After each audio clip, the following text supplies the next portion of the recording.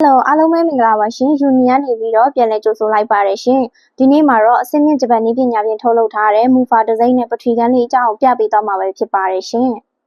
မူဖာပထရီကန်းလေးရဆိုလို့ရှိရင်တော့22ပုတ်ဖြစ်ပြီးတော့ 5.0 ampere 30ဆဲဖြစ်ပါတယ်ရှင်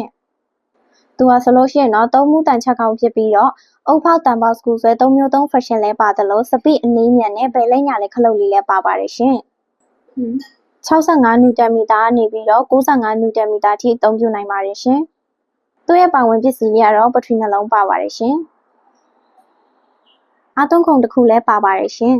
။စကူချောင်းစိုက်စုံလည်းပါပါသေးရဲ့ရှင်။အတန်လေးစမ်းပြပေးပါမယ်ရှင်။